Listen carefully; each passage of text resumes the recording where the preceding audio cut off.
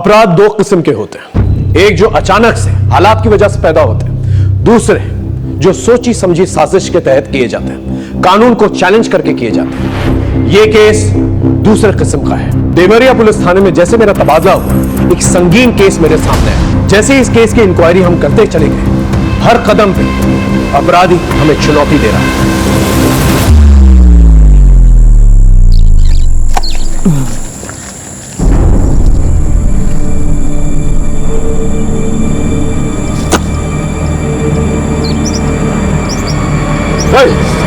क्या कर रहा है तू यहाँ?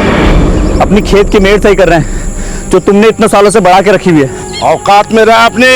औकात से ऊपर तो आप बोल रहे हो। एक तो हमारे खेत हड़प लिए, ऊपर से हमें धमकी दे रहे हो। साले दो कौड़ी के गुलाम कर रहे हैं। छोड़िए ना, आपको जैसा करना है वैसा कर लीजिए, हमको कोई परेशानी नहीं है। आप अपने हिसाब से मेड़ बांध लीजिए।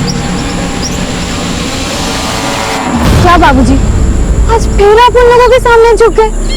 झुकने का बात नहीं है। जब दो आदमी झगड़ा करेंगे तो किसी ना किसी को तो हथियार डालना ही है ना। और झगड़ा करके कहाँ हासिल होगा? ऐसे भी 2 गज जमीन हथियार लेगा तो कितना अनाज उगा लेगा? बाबूजी, कुछ नहीं होता है। बात को समझते क्या है नहीं तुम लोग? है, चलो काम करो अपना।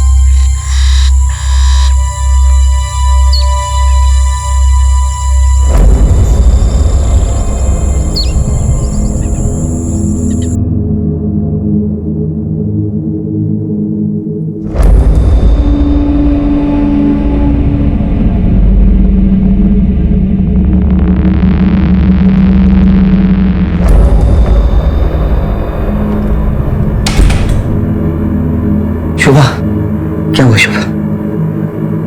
नहीं हुआ इस बार।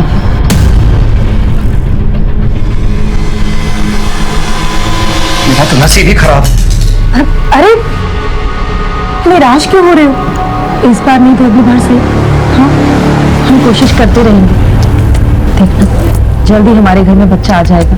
क्या आ जाएगा शोभा? तुमसे शादी करने के लिए मैंने घर वालों का लाया और रिश्ता टुकरा दिया। सबसे दूर हो गया, सबको नाराज किया। यहाँ रह रहा हूँ किराए के घर में। सोचा था उनकी नाराजगी दूर करने का सिर्फ एक रास्ता है कि मैं उनकी गोद में उनका पोता दे सकूं, ताकि हमारे रिश्ते सुधर सके। आप धीरज रखो, हम कोशिश कर रहे हैं ना। हाँ, और इलाज भी चल रहा है, हो जाएगा। कब हो जाएगा शोभा? 4 साल हो गए हमारी शादी को, 4 साल। अरे आप सुनो तो।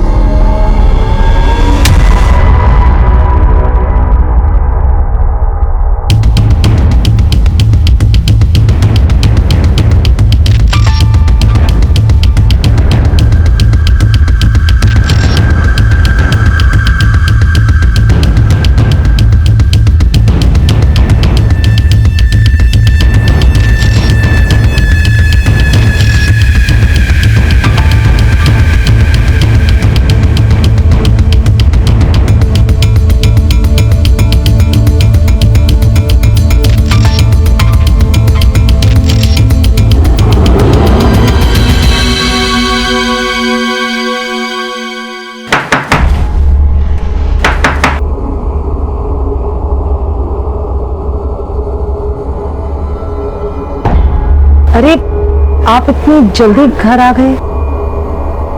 अरे काम खत्म हो गया तो जल्दी चला आया। और वैसे भी बाहर बहुत बारिश है, ऑफिस में लोग कम आए थे। तुम्हें क्या हुआ? तबीयत तो ठीक है तुम्हारी? नहीं कुछ नहीं, वो पता नहीं क्यों आज पेट में हल्का हल्का से दर्द हो रहा है मेरे। क्या डॉक्टर क्या चले? अरे नहीं, उसकी कोई जरूरत नहीं है। आप अभी भी ऑफिस आए और आप फ्रेश हो जाओ। मैं बाद में चली जाऊंगी। पक्का?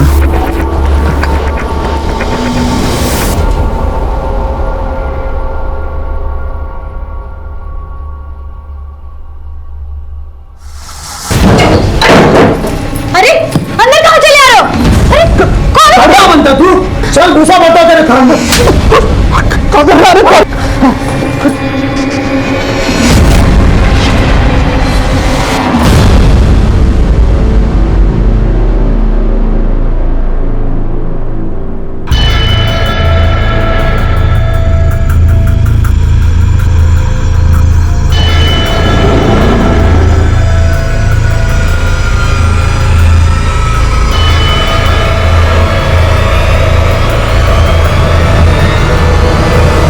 हवलदार साहब, इंस्पेक्टर साहब कहाँ है? अंदर। कब गायब हुए? सर कल शाम से गायब है और स्कूटी लेके गई है सर। आप कहाँ रहते हैं? सर मैं बाजूपुर में रहता हूँ, लेकिन मैं नौकरी लखनऊ में करता हूँ। सर कल मैं नौकरी पे गया था तो वो घर पे थी, लेकिन मैं वापस आया तो वो घर पे नहीं थी। मैंने हर जगह ढूंढा, वो कहीं नहीं मिली सर। उसका फोन भी ट्राई किया, लेकिन वो स्विच ऑफ है सर। हो सकता है किसी दोस्त या रिश्तेदार के घर गई हो। नहीं सर, मेरे अलावा उसका जिंदगी में और कोई भी नहीं है। हम अपनी कार्रवाई शुरू करते हैं। आप बाहर जाके कंप्लेंट दर्ज करवा दीजिए। Thank you sir. अभिषेक, ये फोटो और स्कूटी नंबर लेके सब जगह सर्कुलेट करो। सब। ला ला ला ला ला ला ला ला ला।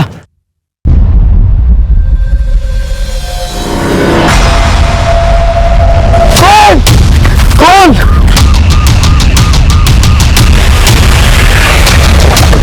आइए सर।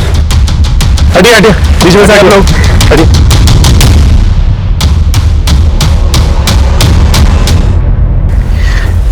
ये तो शोभा शर्मा है। Sir sir sir sir sir sir मैं थाने गया था, पता चला आपको एक डेड बॉडी मिली है। बहुत घबराहट हो रही सर, क्या हुआ? शोभा शोभा शोभा शोभा शोभा। आसपास अच्छी तरह से चेक करो, देखो क्या मिलता है। ओके बैठो।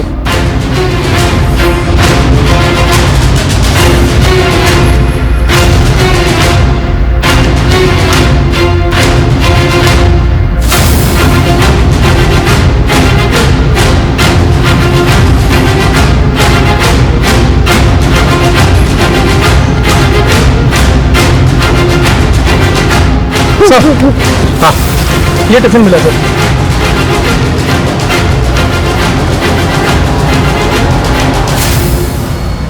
सर सर सर ये टिफिन और बैग हमारे घर का है सर। अपना टिफिन लेकर इतने सुनसान एरिया में आपकी बीवी कर क्या रही थी? मैं नहीं जानता सर, ये मेडिसिन का रैपर मिला है। एंटी डिप्रेशन लगता है, किसी कीमदार औजार से वार किया गया है। बहुत ही बेरहमी से मारा गया है सर। इतनी दर्दनाक तरीके से कोई नफरत करने वाला ही मार सकता है। आपको किसी पे शक है? मैं क्या जानूं सर। सर यहाँ आसपास एक हाईवे है, कहीं ऐसा तो नहीं कि आते जाते किसी ने टारगेट बना लिया हो? इस पूरे एरिया को स्कैन करो, बॉडी को पोस्टमार्टम के लिए भेजो। और हाँ, एक स्कूटी भी थी ना, सब देखो कहाँ डंप की गई है। ओके सब।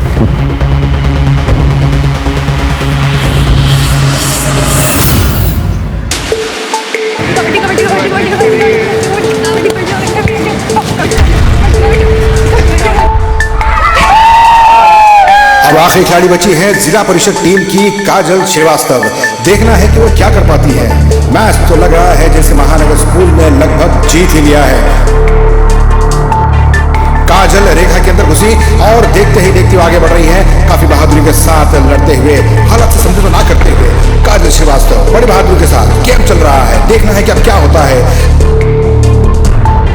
और इसी के साथ काजल को चारों तरफ से सबने घेर लिया है। देखते हैं काजल क्या कर पाती है। एक तरफ जिला परिषद टीम की उम्मीदें लगी हुई हैं, दूसरी तरफ महानगर टीम पूरे जोश में लगी हुई है। अब देखना है क्या होता है। इसी के साथ काजल श्रीवास्तव ने एक साथ सबको ढेर कर दिया। जिला परिषद टीम की जीत दर्ज की गई है और आज की जीत का सेहरा जाता है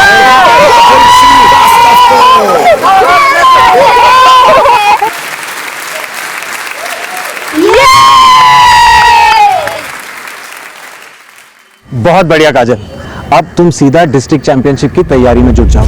अगले ही संडे ना सिलेक्शन का कैंप लगने वाला है लखनऊ में, साथ चलो। सर दूसरे शहर में अकेले कैसे जा सकती हूँ? तुम अकेली थोड़ी ना हो, मैं हूं ना तुम्हारे साथ। एक साथ जाएंगे, एक साथ वापस आ जाएंगे। और तुम टेंशन क्यों ले रही हो? मैं समझाऊंगा तुम्हारे पापा को, तुम बस तैयारी करो। सवाल ही पैदा नहीं होता। अब से ये बचपना बिल्कुल बंद। तुमने जरा सा खेलकूद में हिस्से क्या लेने दिया? दुनिया के सर पर निकल पड़ी।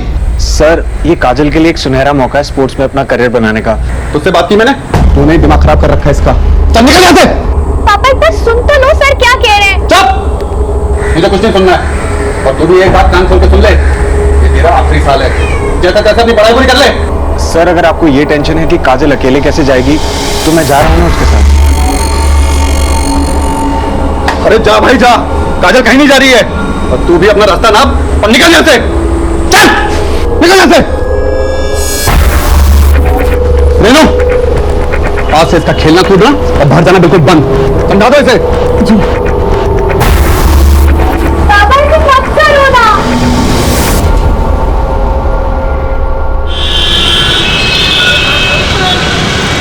और भैया काम मिला कि नहीं?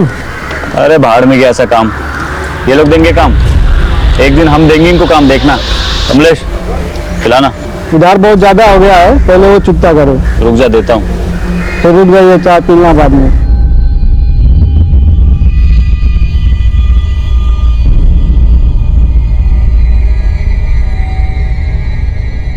ये लो भैया चाय। रख दो।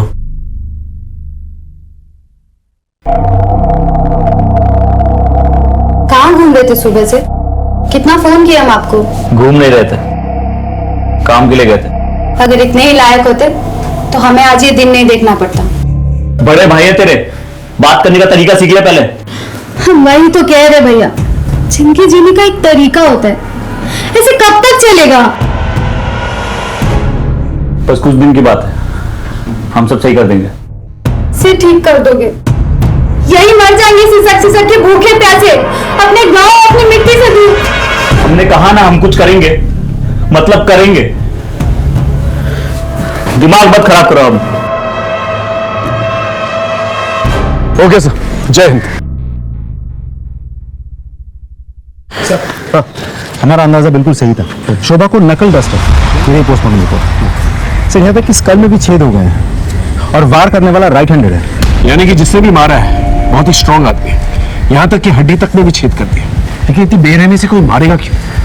विनोद कह रहा था कि शोभा का कोई भी नहीं है, मेरे अलावा उसका जिंदगी में और कोई भी नहीं है। इस पति पत्नी के रिश्ते के बारे में पता कर। ये जानना बहुत जरूरी है कि आखिर शोभा से नफरत कौन करता है। सब साहब शोभा अक्सर दोपहर में स्कूटी से कहीं जाती थी।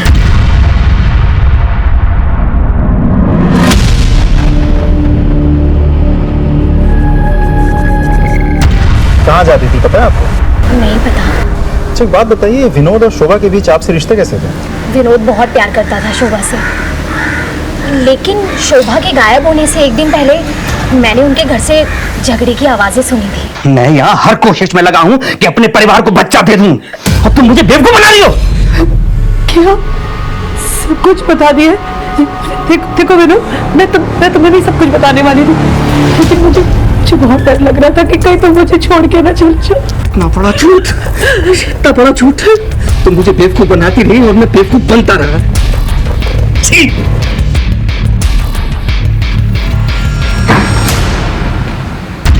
विनोद ने अपने परिवार से लड़के शोभा से शादी करी थी। इसके लिए परिवार में अलगाव रहता था और अब शोभा माँ भी नहीं बन पा रही थी, इसलिए दोनों बहुत दुखी रहते थे। लेकिन इस बात को लेके झगड़ा उसी दिन हुआ था पहली बार। ये विनोद के परिवार वाले कहाँ रहते हैं? साहब यही रहते हैं गांव में। शोभा की मौत के बाद से वो लोग भी यहाँ आने जाने लगे हैं। हम थक गए ऐसी जिंदगी जीते जीते, हमको तो कुछ समझ में नहीं आ रहा हम क्या करें। भैया भी बहुत परेशान रहते हैं। अब इतनी दूर तो तुम लोग बैठे हो, कहा था ना गांव में आ जाओ, सब लोग है यहाँ पर, कुछ ना कुछ हो ही जाएगा। गांव तो आना ही है, लेकिन तुम जानती हो ना कितना मुश्किल है। हाँ लेकिन आ जाओ।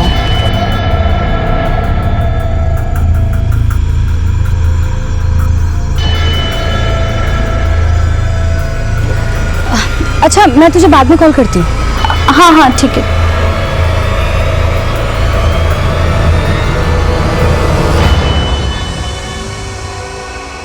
15 तारीख को तुम्हारे और शोभा के बीच किस बात पे झगड़ा हुआ था? झगड़ा?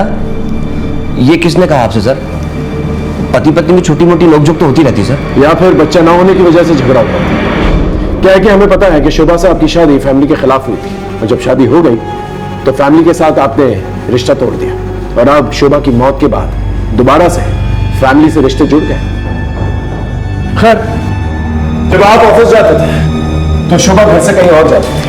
कुछ आइडिया वो कहाँ जाती थी?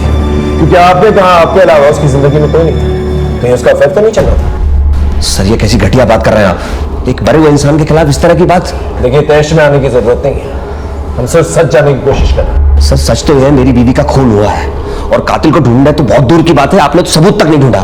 आपको एंजाइटी अटैक्स आते हैं? तो जैसे व्हाट? आप राइट हैंडेड या लेफ्ट हैंडेड? राइट ही हूँ। ऐसे ही पूछो। खैर, हमारी इजाजत के बगैर शहर छोड़ के मत जाइएगा, ओके? अभी आप जा सकते हैं। इस आदमी को गुस्सा बहुत आता है और ये कुछ छुपा भी रहे हैं। हो सकता है कि मियां बीवी में बच्चा ना होने की वजह से जो झगड़ा होता था वही एक वजह है जिसकी वजह से इसने मार डाला उसे। हो सकता है सर। इस मियां बीवी के बारे में पूछताछ करें, पता लगा क्या चक्कर चल रहा था इन लोगों के बीच में। और हाँ, ये जानना बहुत जरूरी है कि शोभा कहाँ जाती थी, किससे मिलने जाती थी। इनके फैमिली डॉक्टर से जाके मिलो। साहब। सारिका। हाँ भैया। इतनी देर कहाँ हुई तुझे? वो भैया आज मैं पहले जाती, लेकिन शायद कोई मेरा पीछा कर रहा है।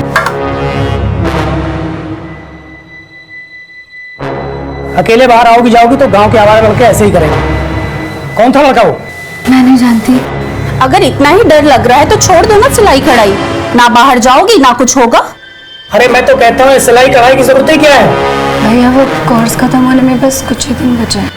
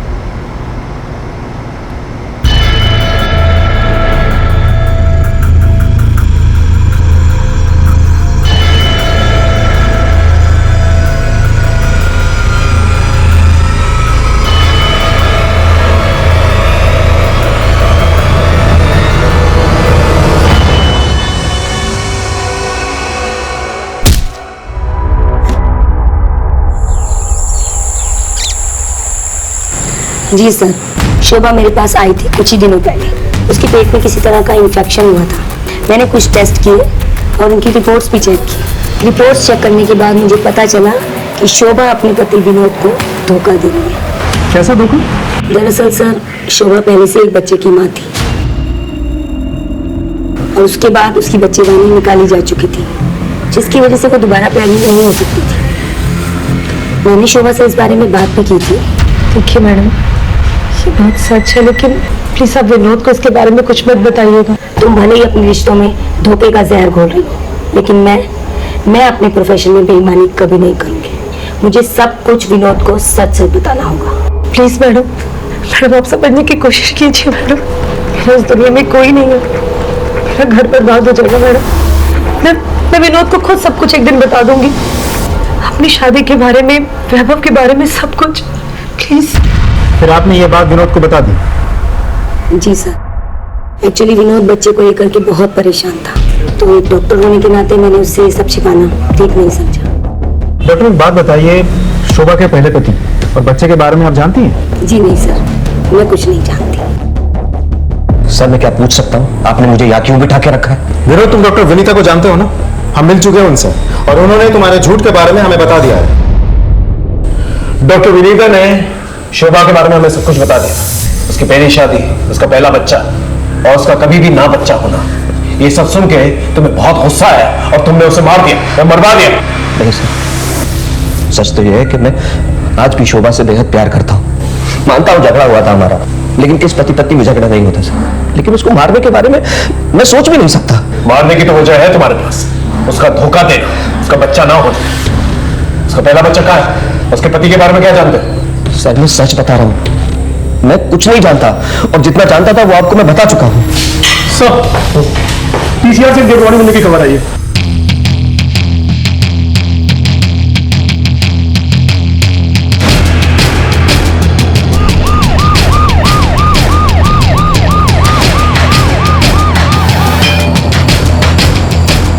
चलिए बैठिए सर, आसपास चेक करो, देखो क्या मिलता है।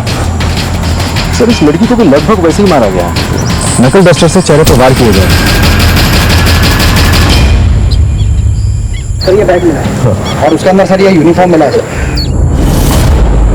इस यूनिफॉर्म को कोई पहचानता है यहाँ? हाँ सर, इस गांव में एक स्कूल है, ये यूनिफॉर्म उसी स्कूल का लगता है। हो सकता है ये लास्ट काजल की हो। कौन काजल? दूसरे श्रीवास्तव की बेटी। सर वो एक दिन से लापता है। Bhushan Shrivastava. Sir dead body के पास में ये मेडिसिन रैपर मिला है। दिखाओ सर ये तो वही दवाई है जो हमें शोभा के मर्डर स्पॉट में मिली थी, और इस लड़की का चेहरा भी बुरी तरह से बिगाड़ा गया है। बॉडी को पोस्टमार्टम के लिए भेजो, देखते हैं रिपोर्ट में क्या। सर एक काम करते हैं, इस मेडिसिन के रैपर को आसपास के मेडिकल शॉप में जाकर पूछताछ करते हैं, शायद हमें कुछ पता चल जाए। नॉट पॉसिबल अभिषेक, ये जो मेडिसिन है काफी कॉमन मेडिसिन है, काफी लोग इस्तेमाल करते होंगे इसका। इतने से एविडेंस के साथ कल्प्रिट तक पहुंचना थोड़ा मुश्किल होता है, हमें कोई और रूट लेना होगा। उस गुलशन का पता ले लो। ओके चल। आपकी बेटी गायब हुई थी, आप पुलिस वालों के पास क्यों नहीं आए? क्या करते साहब, ढूंढना उसे जाता है जो गुम हो जाए, जो भाग जाए उसे क्या ढूंढना साहब। सर ये लेटर छोड़ के गई है, भाग गई उस मास्टर अशोक के साथ। मैं उसके पास भी गया था साहब, लेकिन वो नहीं माना। क्या करता, पुलिस में रिपोर्ट करता तो बेइज्जती होती, इसलिए बैठ गया चुपचाप। अशोक ने क्या बताया था?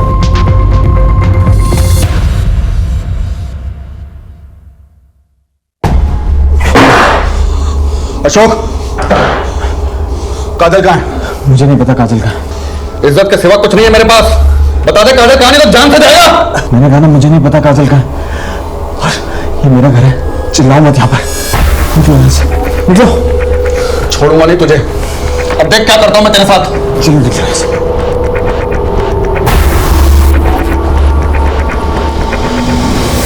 कहाँ रहता है कुछ?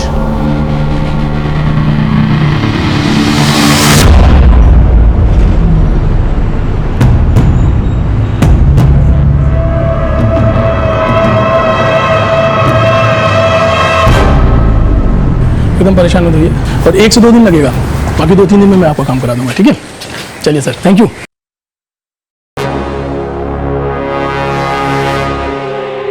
जी बताइए। सर अगर कोई पीछा कर रहा हो तो कंप्लेंट कहाँ लिखानी है? ये पुलिस स्टेशन में। वैसे कौन पीछा कर रहा है? सर पता नहीं। उसका हुलिया याद है जिससे हम उसका स्केच बनवा सकें? नहीं सर। आप परेशान मत हो, एक हेल्पलाइन नंबर है, आप इसको नोट कर लीजिए। Thank you.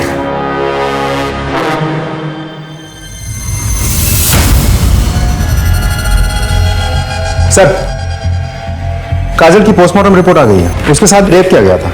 What? Ji sir, दोनों जगहों पर मिली मेडिसिन का रैपर सेम है, नकल डस्टर के मार्क्स भी बिल्कुल सेम है, और मारने का तरीका भी बिल्कुल वैसा ही है जैसा शोभा का था। सर कहीं ऐसा तो नहीं कि ये दोनों मर्डर्स एक दूसरे के साथ कनेक्टेड हैं? अभी फिलहाल किसी कंक्लूजन पे जंप नहीं कर सकते, हो सकता है एक महज इत्तेफाक हो। कुछ और इन्फॉर्मेशन मिली? जी सर, जिस रात काजल घर से भाग गई थी उस रात उसने अपने कोच अशोक को फोन किया था। ये रही उसके कॉल डिटेल्स। लेकिन सर अब अशोक अपने घर से फरार है।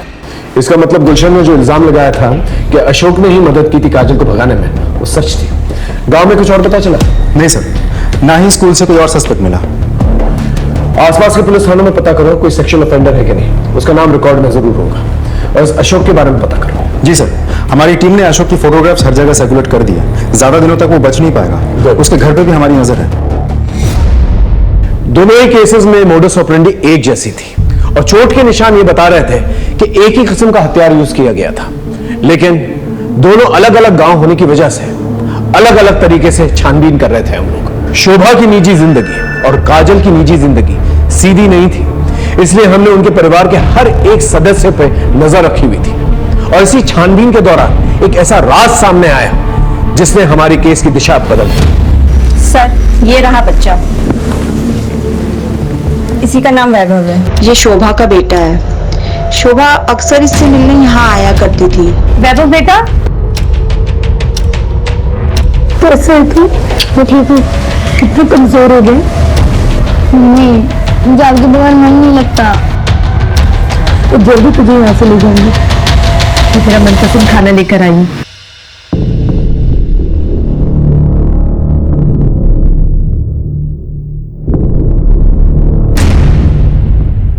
सर, शोभा ने कहा था कि उसने अपने पति से बात किया है कि वो इसे अपने साथ लेकर जाएंगे। क्या हुआ सर? क्या हुआ? चल चल बैठ बैठ, आराम से बैठ, हम तुझे बताते हैं क्या। पहले तू हमें ये बता, ये कौन? सर, ये तो मेरे दोस्त गुलशन की बेटी है सर। इसका मर्डर। क्या मर्डर? बिल्कुल उसी तरह जिस तरह से शोभा का। लेकिन सर, आप ये मुझे क्यों बता रहे हैं? इसे पहचानता है? नहीं सर, इसे नहीं जानता मैं। ये शोभा का बेटा है जिसकी वजह से तूने शोभा को मार दिया। सर सच सच बता, उस दिन क्या हुआ? सर, मैं कसम खा रहा हूं, मैं नहीं जानता था ये शोभा का बेटा है सर। उस दिन हॉस्टल जाते वक्त उसने हॉस्टल की वार्डन को सब कुछ बता दिया था कि उसने तुझे सब कुछ बता दिया। सर, वो मेरे दिमाग से निकल गया। बताया था उसने सर मुझे, मैं भूल गया था सर। मुझे माफ कर दो विनोद, मैंने तुमसे कुछ छुप नहीं बोला, सिर्फ सच छुपाया विनोद। मेरी शादी पूरी तरह से बर्बादी थी। विनोद, तुम वैभव को अपना लो विनोद, प्लीज। मैं वैभव को तुम्हारे पास ले आती हूँ विनोद। देखो, अपना मत करता विनोद। लेकिन मैंने उससे ये कभी नहीं कहा था कि मैं उसे अपना लूंगा या वो उसे घर ले आए। तूने कहा नहीं, करके दिखाया। इसलिए जब शोभा बाहर निकली तूने उसे मार दिया या मरवा दिया ताकि ना रहे वैभव और ना रहे वो, और तू दोबारा अपने माँ बाप की मर्जी से शादी कर सके। सर, चाहे तो आप सारी जिंदगी के लिए मुझे जेल में डाल दीजिए। मैं आखिरी वक्त तक यही कहूंगा कि मैंने शोभा को नहीं मारा, नहीं मारा, नहीं मारा।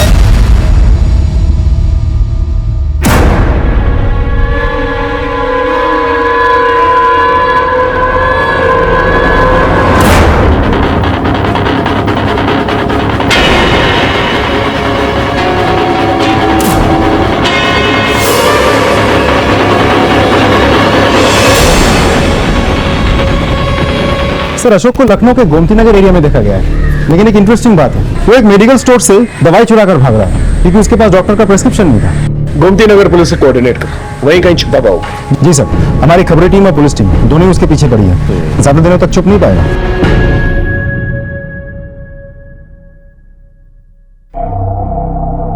कुछ याद है इस घर का? हाँ भैया, कैसे भूल सकते हैं, एक ही याद थोड़ी ना इस घर में। अच्छा सुनो अंकिता, जी भैया। हम थोड़ा खेत का चक्कर लगा के आते हैं। और हाँ, घर से बाहर निकलना मत, यहाँ का माहौल ठीक नहीं है। जी भैया।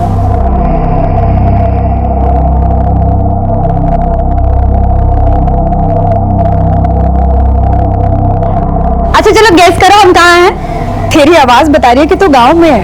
अरे बिल्कुल सही जवाब। बता फिर कब मिल रही है? अरे इसीलिए तो हम फोन किए हैं। शाम को नदी के पास मिलते हैं। ओके।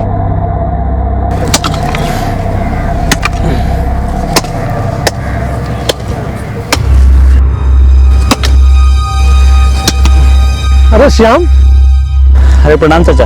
कब आए? बस अभी आए, ये जो कुछ बचा है अपना उसे बटोरने के लिए।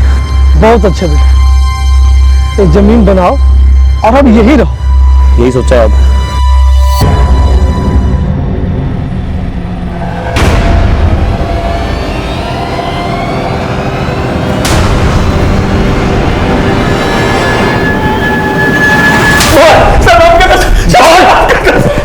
सर, मैंने किसी को नहीं मारा है सर। अच्छा, तो फिर भाग क्यों रहा था और दवा क्यों चुराई? सर, मैं अस्थमा का पेशेंट हूँ, मर जाता अगर ये दवा नहीं चुराता। और वो मेडिकल वाला प्रिस्क्रिप्शन मांग रहा था। और रहा सवाल भागने का, तो गुलशन जी को शक था कि काजल को मैंने भगाया है। और जब काजल की लाश मिली तो मैं डर गया कहीं गुलशन जी मुझे ना फंसा दे, इसलिए मैं भाग रहा था सर। तो उस रात काजल ने फोन क्यों किया था? हाँ? सर, ये बताने के लिए कि वो घर से भाग रही है। कैंप के लिए भागने वाली लड़की कैंप तक नहीं पहुंची, और किसको पता था इसके बारे में? सर, उसके छोटे भाई आशु को भी पता था। उसने उसे बताया था घर से जाने से पहले। ये बात उसने मुझे फोन पे बताई थी। हाँ सर, मैं जानता था। दीदी, ये जो तुम कर रही हो ना, बिल्कुल ठीक नहीं है। मैं जा रहा हूँ बाबा को उठाने के लिए। आशु देख, अगर तूने पापा को कुछ भी कहा तो तू मेरा मरा हुआ मुंह दिखेगा। कि मुश्किल से ऐसा मौका हाथ लगाए तो वो दिन की तो बात है, मैं आ जाऊंगी वापस। पापा की जितनी मार खानी होगी ना खा लूंगी, लेकिन तू चुप रहना। कहा मेरी कसम, तू बाबा को कुछ नहीं कहेगा। मुझे लगा था कि दीदी 2 दिन में वापस आ जाएंगी। दीदी तो वापस आई नहीं, और बाबा इतना गुस्सा थे कि अगर मैं उन्हें बताता कि मुझे पता है कि दीदी कहाँ है तो वो मुझे जिंदा नहीं छोड़ते। इसलिए मैंने उन्हें कुछ भी नहीं बताया।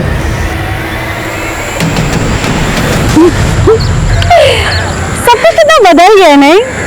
तो सालों बाद आई है ना, इसलिए ऐसा लग रहा है। बदलता नहीं तो हम ऐसे यहाँ नहीं मिलते। वो तो है, लेकिन तू जा रहा क्या कैसे? भैया ने कहा गांव चलो तो चली आई, और अब हम यही रहेंगे। हाँ हाँ हाँ। अब अच्छा, अब मैं चलती हूँ, बहुत देर हो गई है। वैसे भी भैया ने घर से बाहर निकलने से मना किया है। हाँ, वैसे भी आजकल इस गांव के हालात कुछ ठीक नहीं है, तो एक काम कर, तू भी निकल और मैं भी चलती हूँ। ठीक है, बाय।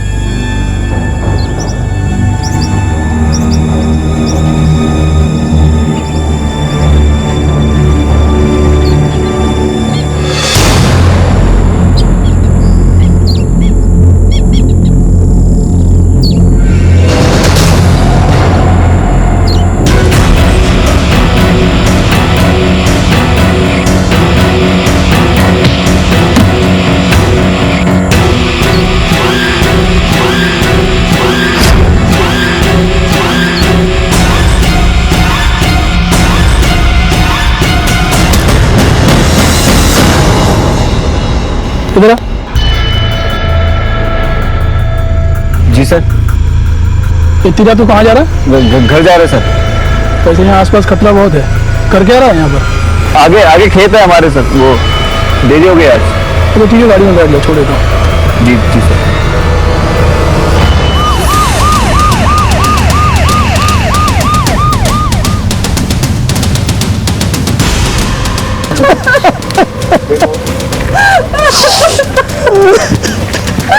आप लोग हटिए प्लीज, प्लीज साइड में, साइड। फिर उसी तरीके से हत्या की गई है और सेक्सुअल असॉल्ट भी। सर ये लड़की तो 2 दिन पहले भी आई थी अपने पुलिस स्टेशन में। हाँ? क्या कह रही थी? सर उसका कहना था कि कोई इसका पीछा कर रहा है। जब मैंने उससे पूछा तो उसने कहा नहीं पता, लेकिन मैंने सर उसे हेल्पलाइन नंबर भी दे दिया था। वो कह रही थी कि कोई उसका पीछा कर रहा है, लेकिन हमने कोई ध्यान नहीं दिया। कुछ बताया आप लोगों को कि कौन था वो? किसी ने दुश्मनी थी उसकी? कुछ नहीं पता हम लोगों को। सर ये रैपर मिला था। सर ये रैपर देखिए, बिल्कुल ऐसा ही मेडिसिन का रैपर हमें शोभा के मर्डर स्पॉट पर भी तो मिला था। जिस बेरहमी से मारा गया ऐसे किसी साइको किलर का ही काम हो सकता है। या तो ये तीनों की तीनों मर्डर्स जो है कनेक्टेड है, या फिर अनफॉर्चुनेटली ये तीनों की तीनों वो साइको किलर की नजर में आ गए। पॉसिबल है सर, क्योंकि सिर्फ मर्डर करना या रेप करना उसकी मंशा नहीं हो सकती। अब लगने लगा है कि किलर हमें चुनौती दे रहा है और हमारी हर एक मूवमेंट पर नजर रखा। सर कल शाम में जब मैं इधर पेट्रोलिंग पर था तभी उधर से एक आदमी आ रहा था। कौन था? सर उसने ये सब तो नहीं बताया, लेकिन उसने एक बात बताई थी कि उसका आसपास के एरिया में जमीन है। इस पूरे एरिया में जितने लोगों की जमीन है ना, उन सबसे पूछताछ करो और उस आदमी के बारे में भी पता करो, शायद उसे कुछ पता कर। इसकी फोटो लो और आसपास के एरिया में पूछताछ करो। ये कह रही थी कोई इसका पीछा कर रहा है, पता करो, शायद किसी ने कुछ देखा। ओके सर, बॉडी को पोस्टमार्टम के लिए भेजो। सर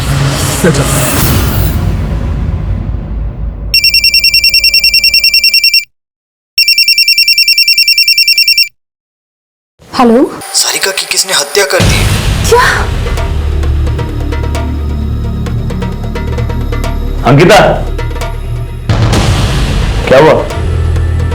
अच्छा हम कुछ काम से बलरामपुर जा रहे हैं, कल सुबह तक आ जाएंगे। अंकिता, हम तुम्हारे लिए कुछ लाए हैं, ये देखो।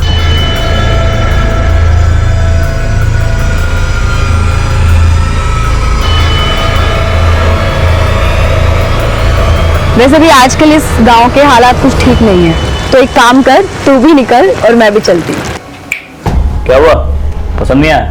नहीं भैया, अच्छा है। हमें पता है तुम क्या सोच रही हो। यही सोच रही हो ना कि तुम्हारा नाम तो ए से आता है, फिर ये एस क्यों? सच बताए, हमने हमारे लिए लिया था, पर क्या है अब तुम रख लो। चलते हैं।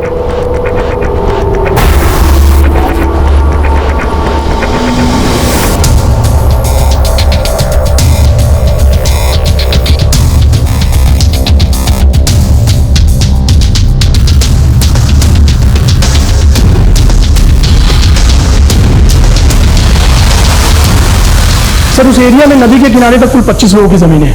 मैंने उन सभी लोगों से बात कर ली है, लेकिन सर वो आदमी नहीं मिला जो उस रात पेट्रोलिंग करते वक्त मिला था। इसका मतलब इस आदमी ने झूठ कहा था कि उसकी जमीन है उस पर। इस आदमी की स्केच बनाओ और पता करो ये गांव वाला है या बाहर से है। Okay, thank sir. सर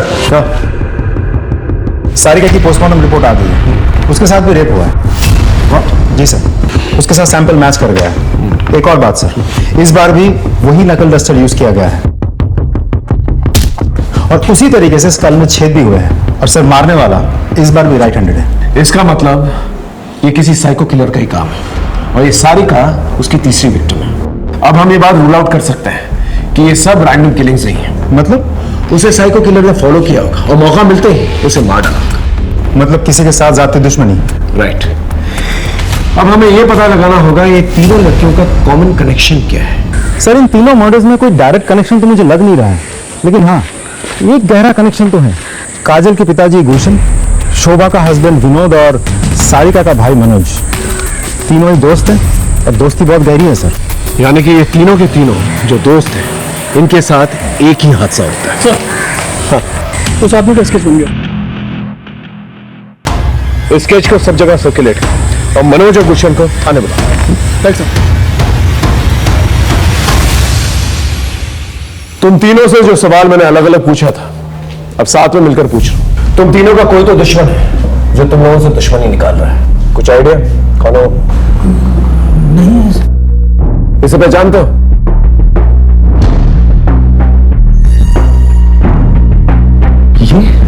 ये तो श्याम है। कौन श्याम? हमारे गांव का ही है, कौन साहू का बेटा। सर सालों पहले इसने गांव छोड़ दिया था, लेकिन सर हमें पता चला कि कुछ दिन पहले इसने गांव आना शुरू किया है। और सर जब से इसने गांव आना शुरू किया है तब से ऐसे कांड होने शुरू हो गए। तो पता रहा है हमें भी अभी तस्वीर देख के झटका लगा। आप लोग हमें ये बताइए आप लोगों का कनेक्शन क्या है इसके साथ और ये कहां मिलेगा?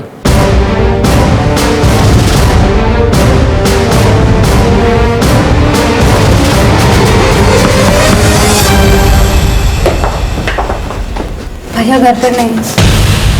तुम्हें कैसे मालूम तुम्हारे भैया से मिलना है? ये मेरी सहेली सारिका का लॉकेट।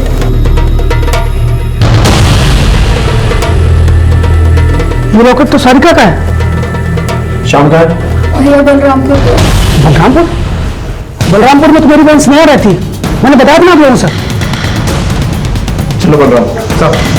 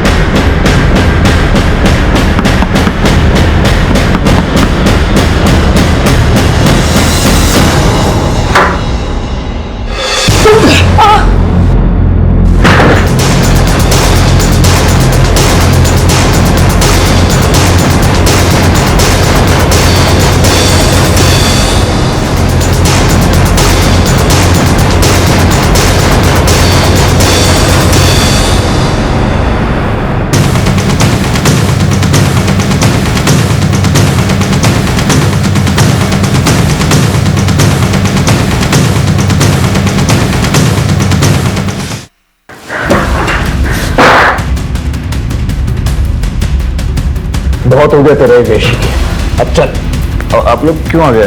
हम आने वाले थे। चल लेकिन चल। हाँ हम नहीं मारा है सबको, ले लिया अपना बदला। कौन सा बदला? हमारी जिंदगी बर्बाद करने। उस विनोद, गुलशन और मनोज ने मिलके 4 साल पहले स्नेहा को लेकर हमारी जिंदगी बर्बाद कर दी।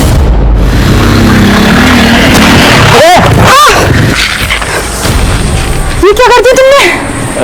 हमें जानबूझ के नहीं किया, वो गलती। क्या हुआ रे? क्या स्नेहा तुम क्या कैसे? भैया इसने मुझे छेड़ा है। नहीं, अपनी जात और औकात दोनों भूल गए।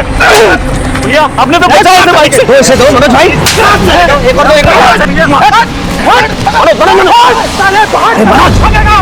हम तो स्नेहा को बचाने गए थे, मगर गांव के बड़े और दबंग लोग गलत समझ बैठे। हमारे बाबा ने कहा कि जब तक मामला ठंडा नहीं हो जाता गांव से दूर रहो, मगर हमारे दूर जाने के बाद मामला और बिगड़ गया। तो हमारे बाबूजी को उठाकर ले गए हमें ढूंढने के लिए। जैसे हमें पता चला हम पहुंचे उनके पास।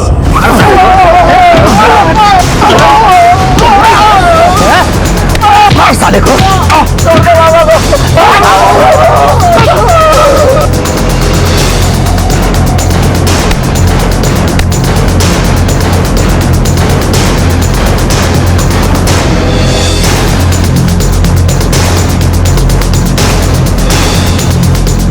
साले दोबारा इस गांव में दिखे तो पूरे खानदान को खत्म कर दूंगा। और सुन, अगली बार तेरी बहन मेरा शिकार होगी।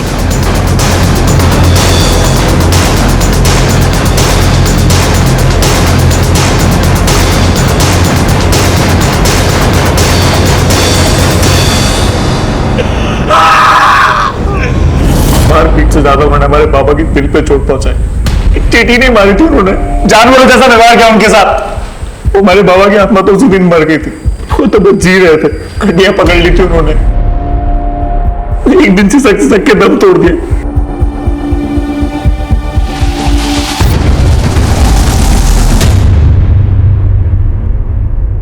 गलती हमारी थी भी नहीं, फिर भी उन्होंने हमारे साथ साथ हमारे बाबूजी को भी सजा दी। तभी हमने सोच लिया कि बदला तो लेंगे। बदला लेना ही था तो गुलशन, मनोज और विनोद से लेते। उन 3 निर्दोष औरतों ने क्या किया? ये बात आप उनसे जाके पूछो ना। अगर उन्हें कोई बात करनी थी तो हमसे क्यों नहीं की? हमारे निर्दोष बाप को क्यों घसीटा बीच में? हम भी जताना चाहते थे उन्हें कि अपने सामने अपने को मरता हुआ देख के कैसा लगता है। फिर गुलशन की बेटी काजल को, हमारे बाबा की आत्मा को अब शांति मिल गई होगी। अब आप हमें फांसी दो या जिंदगी भर जेल में रखो, कोई फर्क नहीं पड़ता। फांसी तो तुझे होगी, लेकिन एक बात बता देता हूं तुझे, तूने जो किया है ना, उसकी वजह से तेरे बाबा की आत्मा को कभी भी शांति नहीं मिलेगी।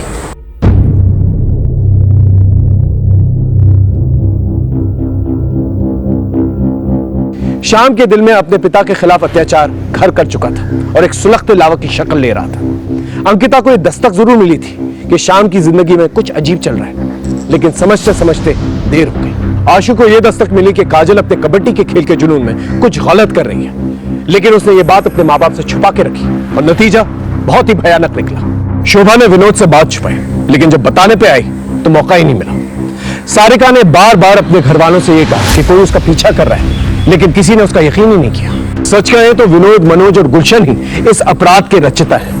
उन्होंने बिना सच जाने कानून को अपने हाथ में लिया और एक ऐसा बीज बोया जिसने तबाही मचा दी। दस्तक होती जरूर है, चाहे वो जोरदार हो या खामोश।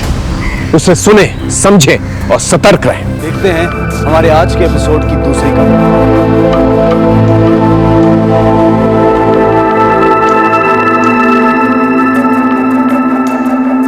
रुक जाओ।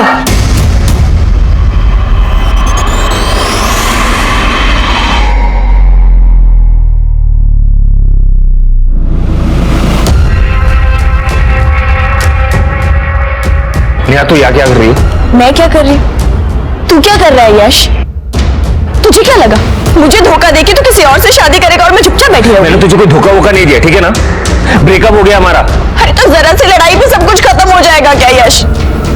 मैं प्यार करती हूँ तुझसे, मैं जानती हूँ तू भी मुझसे प्यार करता है। नेहा देख, मेरी यहाँ पे शादी हो रही है, अब कुछ नहीं हो सकता। तू कुछ नहीं कर सकता यश, पर मैं बहुत कुछ कर सकती हूँ। अगर तूने मुझसे शादी नहीं की ना, तुझ पे रेप चार्जेस डलवा के तुझे अंदर करवा दूं। फिर देखती हूँ तू ये शादी कैसे करता है। ऐसे कैसे शादी करेगा तेरे से? यहाँ हमारी बच्ची की शादी हो रही है, अगर तेरे से शादी करेगा तो हमारी बच्ची की तो जिंदगी बर्बाद हो जाएगी। तो ठीक है ना यश, तू हम दोनों से शादी कर ले।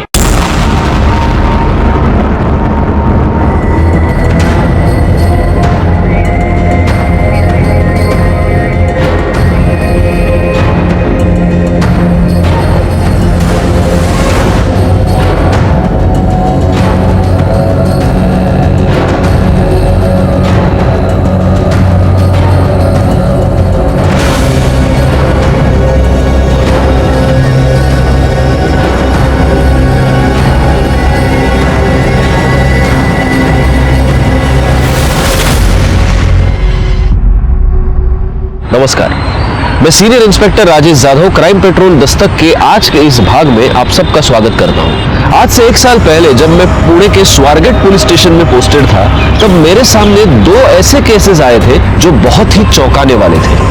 क्या ये दोनों ही केसेस बिल्कुल अलग अलग थे या कोई ऐसी कड़ी थी जो इन दोनों केसेस को जोड़े हुए थी?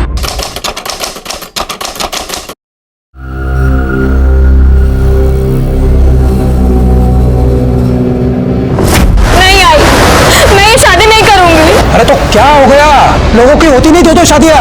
अरे बहुत सारे लोग करते हैं। तू पागल हो गया है क्या? क्यों मेरी बेटी की जिंदगी बर्बाद कर रहा है? तो क्या करे? तुम्हें और तुम्हारी बेटी को छाती पे बिठा के रखे। आरती 5 साल की थी तब उसका बाप छोड़ के चला गया। तब से तुम दोनों को पाल के रखा है हम लोगों ने। बस अब नहीं हो सकता। देख आरती, चुपचाप शादी कर ले और चली जा। अगर अभी ये शादी नहीं हुई ना तो सोच अपनी लड़की की कितनी बदनामी होगी। लेकिन दादा, अरे उस दूसरी लड़की को कोई परेशानी नहीं तो इसे क्यों है?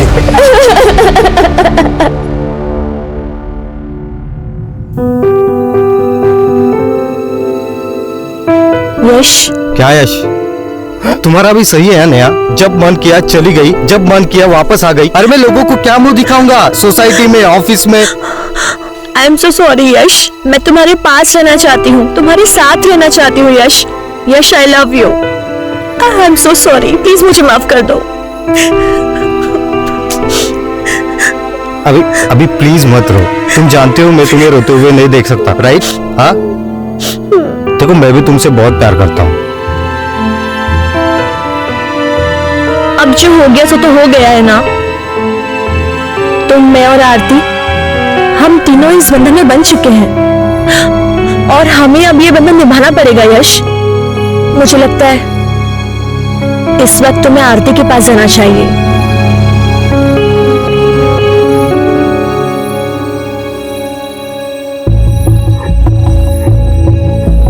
आई एम सॉरी आरती, मैं जानती हूँ आरती कि जो कुछ भी हुआ तुमने चाहा नहीं होगा, पर ट्रस्ट मी, मैं तुमसे कुछ भी छीनना नहीं चाहती। यश पर जितना हक मेरा है उतना तुम्हारा भी है।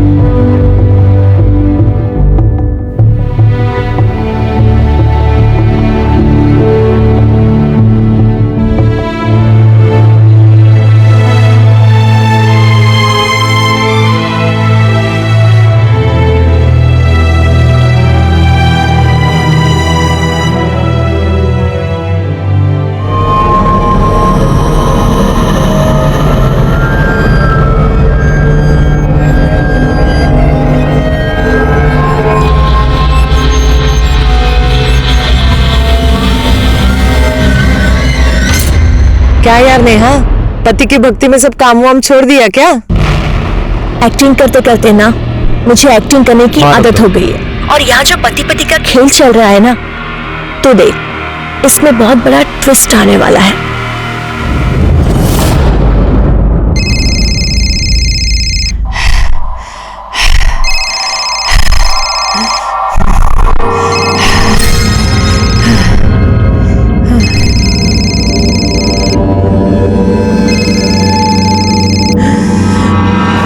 और तेरे बच्चे को मार भी सकता था। आखिरी बार कह रहा हूं, मुझे मेरे पैसे चाहिए।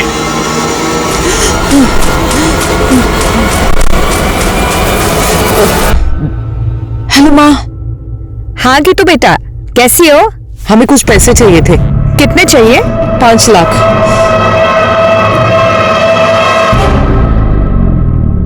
हाँ, हम तैयार हैं, तुम बस जल्दी से आ जाओ, फिर चलते डिनर पे तीनों।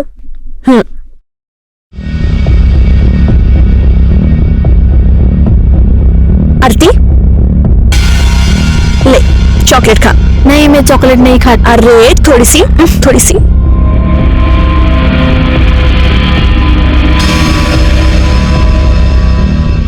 तुझे पता है तू कितनी सुंदर है?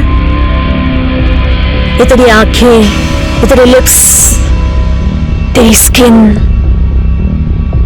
अरे शर्मा गई? अपनी सुहागरात पे भी ऐसी शर्माई थी क्या? रुक जा, सोचने दे। शर्माई तो थी, सब देखा था मैंने। ये आप क्या कह रहे हैं? हाँ, कह नहीं रही हूँ, एक सेकेंड।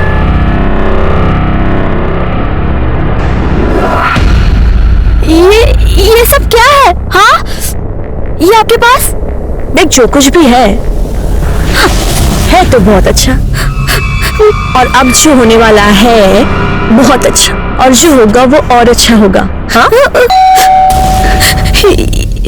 यश, मेरी बात सुन, अगर अपने पति के सामने अपना मुंह खोला ना, तो ये जो वीडियो तूने अभी देखी है ना, ऐसा वायरल करूंगी ना, पूरी दुनिया तुझे देखेगी, समझ गई? चुप है ना, यहीं खड़ी रहे। यश, रेडी हो तुम लोग? हाँ, चलो निकलते हैं। अब हाँ, एक्चुअली पर मेरे ना सिर में बहुत दर्द हो रहा है, तबीयत खराब लग रही है। तुम ही जाओगी ना, तो हम कोई नहीं जाएंगे, रहने दो। नहीं, प्लीज प्लीज, तुम दोनों जाओ ना, मुझे ऐसा लगेगा कि मेरी वजह से तुम्हारा प्लान कैंसिल हो गया। प्लीज ना यश, मुझे अच्छा लगेगा। अच्छा ठीक है। आरती, हाँ चलो चलो चलो, गाड़ी निकालो। हाँ, जाओ आरती। देखा ना तूने, मैं कैसे तुझे तेरे पति के साथ अकेले जाने दे रही हूँ? मैं कबाब में हड्डी नहीं बन रही हूँ, मैं तुझे ऐसे ही खुश रखूंगी। तेरा काम है कि तू मुझे खुश रखे। जा जा।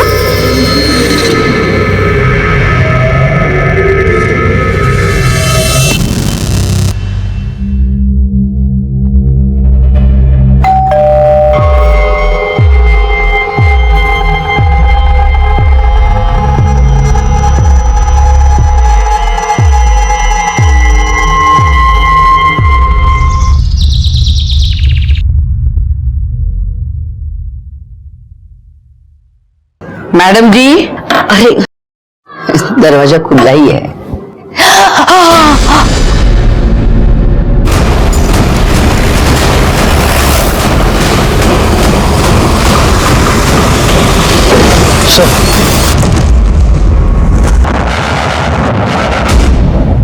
चेक करो कोई इंजरी मार्क्स है क्या? चलो चलो पीछे चलो। सर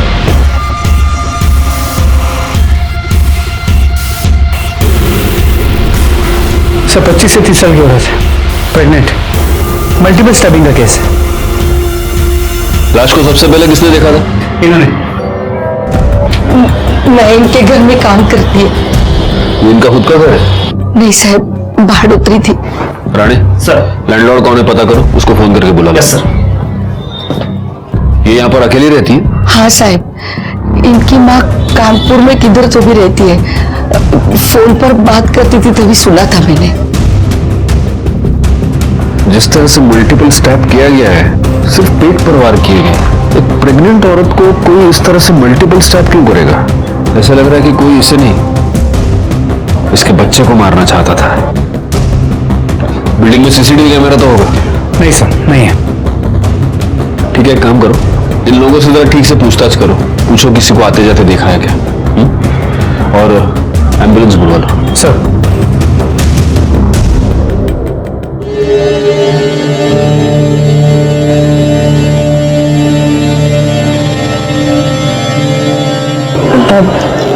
यश, मैं बात बोलूं? बोलो ना। तुम जब रात को आरती के साथ होते हो ना, मुझे बहुत जलन होती है, बट तुम जब मेरे साथ होते हो तो मुझे गिल्ट होता है। ऐसा कुछ नहीं हो सकता कि तुम हम दोनों के साथ रहो। मेरा मतलब है एक ही कमरे में एक साथ हम तीनों। ये क्या कह रही हो? यश, हम मॉडर्न जमाने से है ना, मॉडर्न सोच रखते हैं, तो इसमें बुराई क्या है? जब हमें पता है कि हम तीनों को साथ में रहना है जिंदगी भर, तो इसमें कोई बुराई नहीं है ना।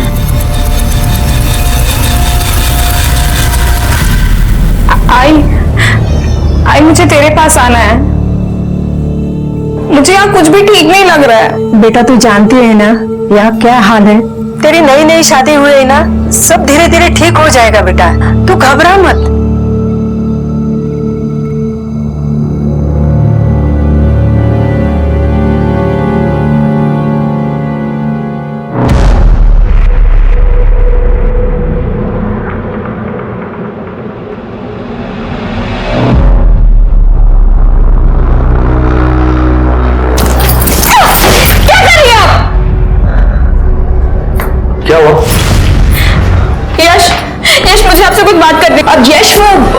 हमने उस बारे में बात की थी ना, मैंने बताया आरती को, उसे उसी सिलसिले में कुछ पूछना है, तो बोला आरती।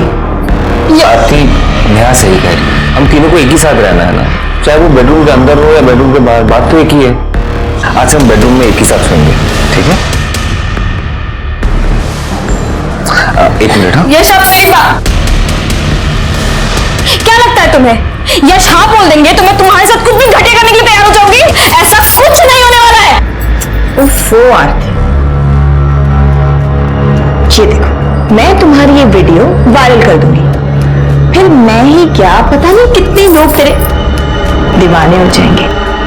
तू तो सोच ले।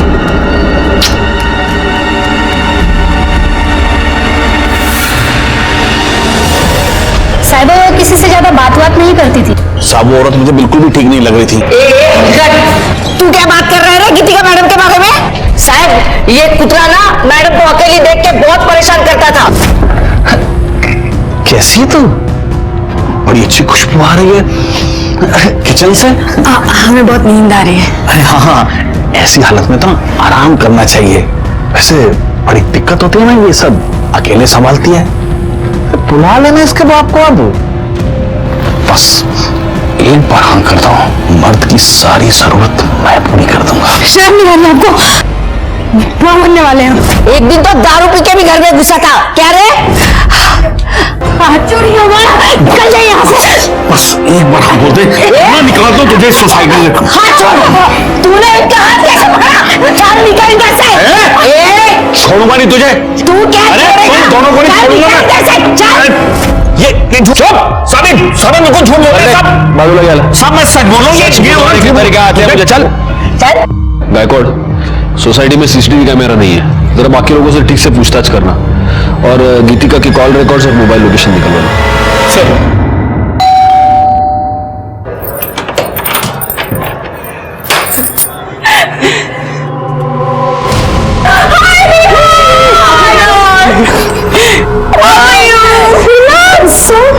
Thank you. शादी होते भूल गई दोस्तों को। ओहो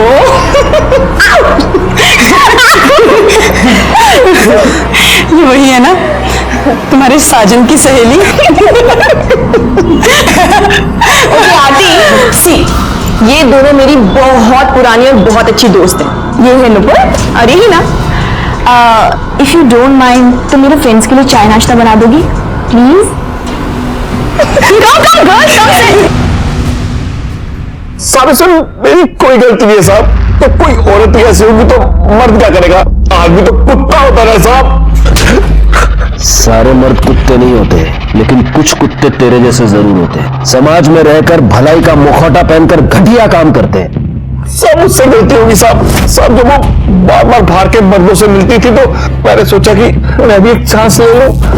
और जब तू वो चांस नहीं ले पाया तो तूने उसका मर्डर कर दिया। मैं सच कह रहा हूँ साहब, मैंने उसे नहीं मारा साहब। तेरे जैसा घटिया आदमी तो कुछ भी कर सकता है। राणे बैंडल तेल लाओ लेना। साहब मैंने उसे नहीं मारा, मैं साहब सच कह रहा हूँ साहब।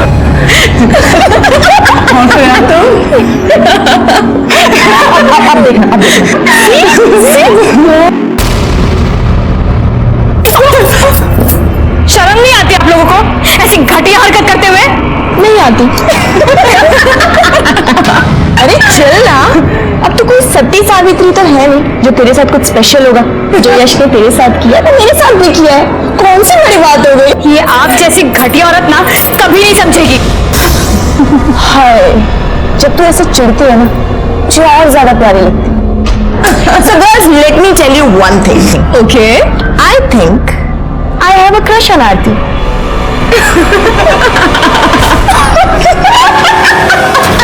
अरे नहीं नहीं नहीं नहीं, बारिश में तो मैं वड़ा पाव खाता ही नहीं हूँ। और सुनो तुम भी मत खाना। हाँ, मंगाना मत घर पे कुछ भी। चलो रखता हूँ मैं फोन अभी। Okay okay bye bye. हाँ गायकवाड़ बोलो। सर गीतिका के घर के आसपास पूछताछ की, लेकिन किसी ने गीतिका के घर किसी को जाते नहीं देखा। लेकिन हाँ, कई लोगों ने यह बताया कि कोई आदमी है जो गीतिका के घर बार बार जाता था। वो शरद भी यही कह रहा था। सर गीतिका की मोबाइल लोकेशन और कॉल डिटेल्स देखो गायकवाड़। सर गीतिका ने आखिरी कॉल सिद्धार्थ आप्टे को किया था। जब वो पहली बार यहाँ फ्लैट लेने आई थी ना तो अपने पति के साथ आई थी। उसके बाद तो उसका पति गायब ही हो गया। सिद्धार्थ आपके उसका पति है? पड़ोसियों ने बताया था। जी सर। जरा फोन लगा उसको।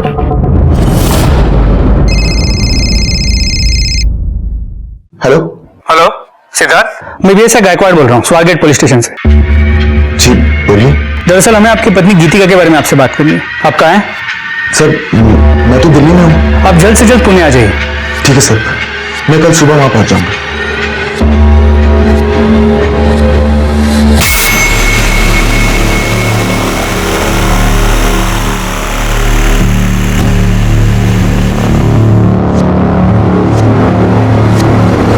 सिटी दिल्ली में, कल सुबह तक पुणे आ जाएगा। कोई और नंबर है क्या? देखो कुछ नंबर्स है सर, इनमें से एक कानपुर का नंबर है। ये शरण बता रहा था कि उसकी माँ कानपुर में रहती है, शायद उनसे बात कर दोगी। और कोई है? और एक है किसी अमन का नंबर है। एक काम करो, गीतिका की माँ को फोन करके इन्फॉर्म करो, और ये अमन और सिद्धार्थ दोनों के कॉल डिटेल्स, मोबाइल लोकेशन निकालो। सर। स्ट्रॉन्ग है ना? एक मिनट। यश आ गए तुम। अब मुझे ना मिलवाना है किसी से। अरे अरे क्या कर रही है? पहली मुलाकात में डराएगी क्या मेरे पति को? यश, ये दोनों ना मेरी बहुत पुरानी और बहुत क्लोज फ्रेंड्स हैं। ये है ना, और ये है नुपुर। ये दोनों पुणे में ना बैंक पीओ एग्जाम्स के लिए आई हैं।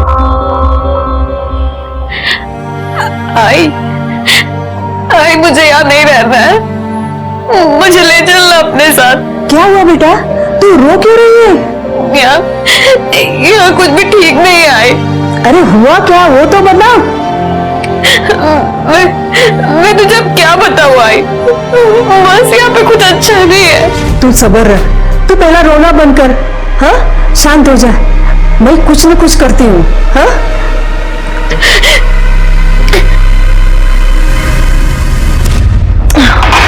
मेरा हो गया, I'm done. I'm going guys. Carry on. मेरा भी हो गया। Enjoy guys.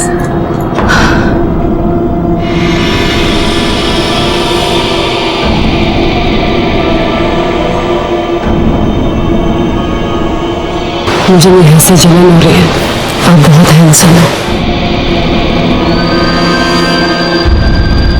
तो ठीक है ना, अब ठीक हो।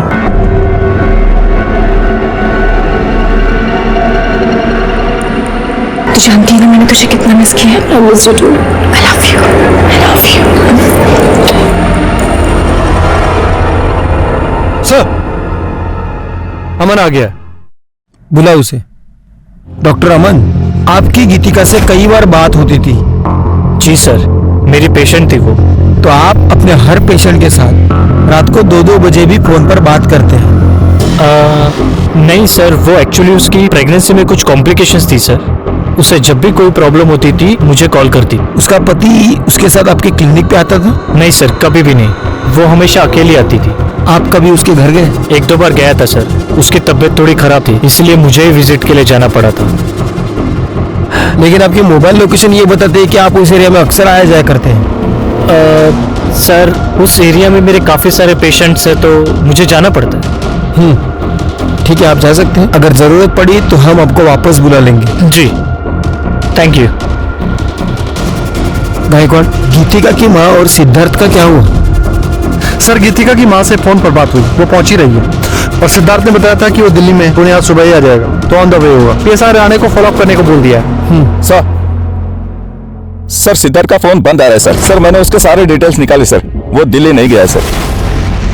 कल रात जब इनसे उसकी बात हुई वो पुणे में ही था, उसके बाद से उसका फोन बंद आ रहा है सर। सर मैंने उसके नंबर से उसकी लोकेशन ट्रेस की, जिस रात गीतिका का खून हुआ उस रात उसकी लोकेशन वहीं पर थी। गायकवाड़, फौरन उसके घर जाके पता करो। सर।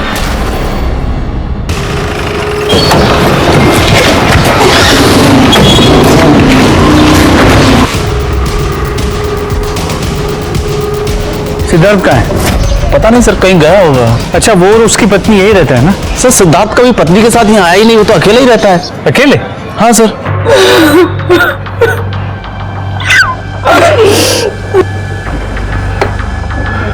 आपकी बेटी बच्चे की मां बनने वाली थी, प्रेग्नेंट थी, और ये बात उसने आपको बताई नहीं? उसकी तो शादी भी नहीं हुई थी।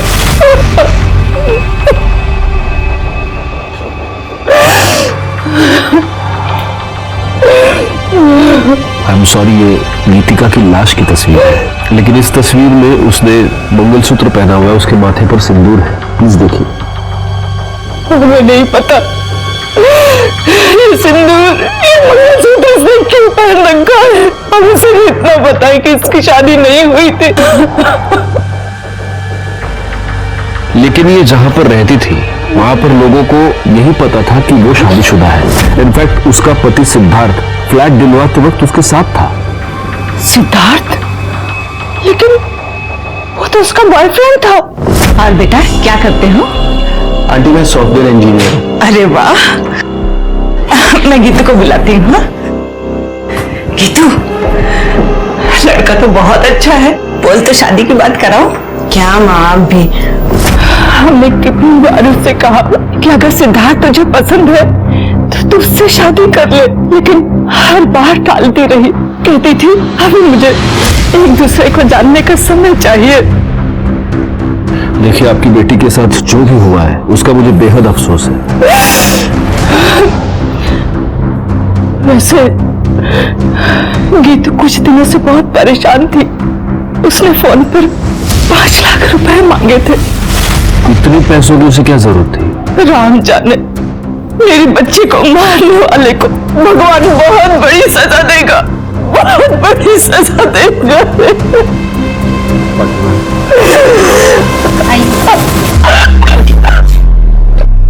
गायकवाड़, मुझे किसी भी हालत में ये सिद्धार्थ चाहिए।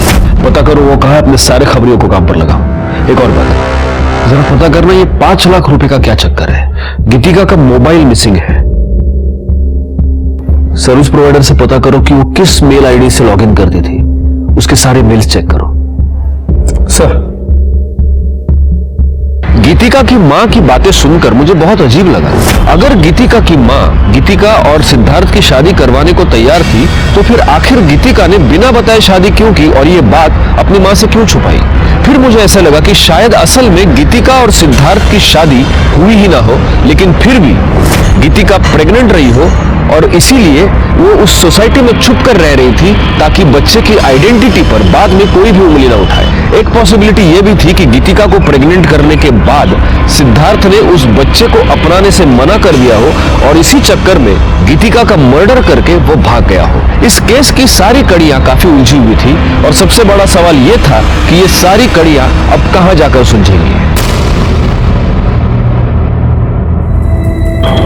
मुझे पता है आज रात की शिफ्ट है, मैं टाइम पे पहुंच जाऊंगी। अभी कुछ जरूरी काम करना है, बाद में बात करती हूँ।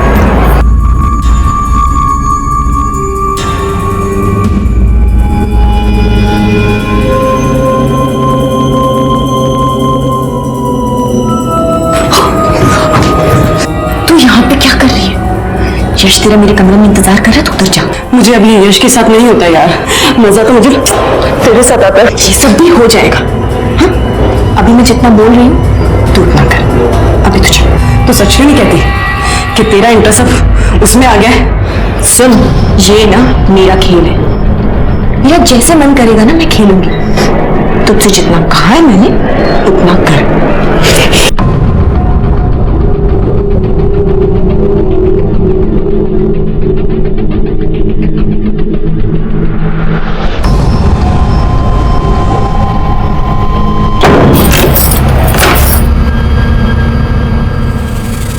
तुम यहाँ क्या कर रही हो? वही कर रही हूँ जो इतने टाइम से मैं करना चाहती हूँ।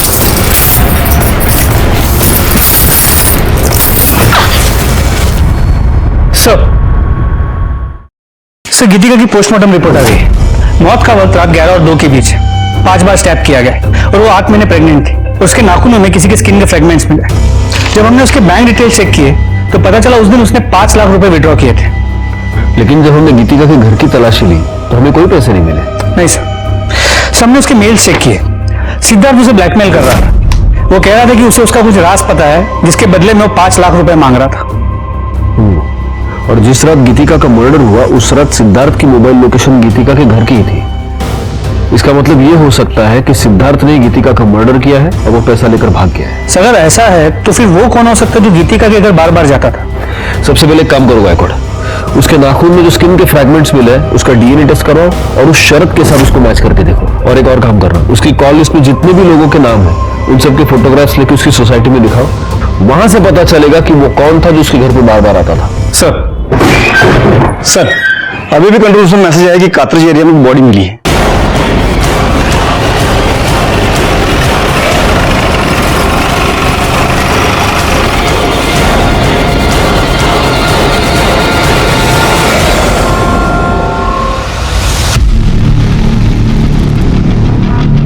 बॉडी को सबसे पहले किसने देखा? मैंने देखा। मैं यहाँ से गुजर रहा था तो अचानक मैंने इस लाश को देखा तो तुरंत मैंने आपको फोन कर दिया। पाटिल मैडम, बॉडी पे कोई निशान या कुछ और? कुछ नहीं सर। गायकवाड़, मुझे नहीं लगता मारने से पहले इसे मोलेस्ट या रेप किया गया है। देखो गले पर निशान है सिर्फ, मतलब गला दबाकर खून हुआ है।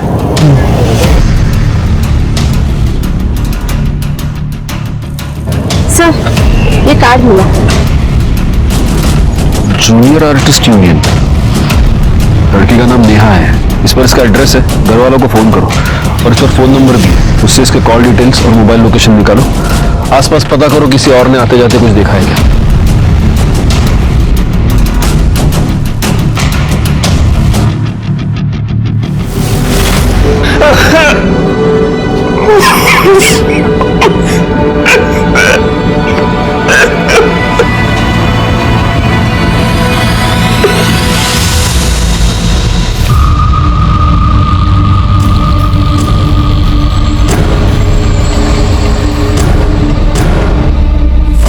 कैसे हुआ ये सब?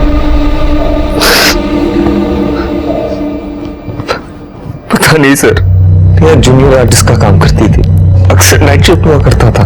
कल भी था, सुबह फोन नहीं उठा रही थी। उसके बाद पता चला कि जहां पर काम करती थी वहां किसी से कोई अनबन, कोई लड़ाई? नहीं सर, नेहा बहुत मैच्योर लड़की थी, हाल ही में शादी हुई थी हमारी। ये दोनों कौन है? उसके फ्रेंड्स हैं, नुपुर और हिना। ठीक है, अभी आप जा सकते हैं। Thank you.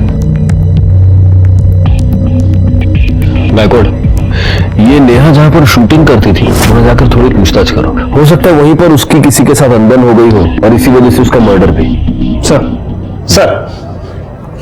गीतिका से मिलने कौन आता था ये पता चल गया है।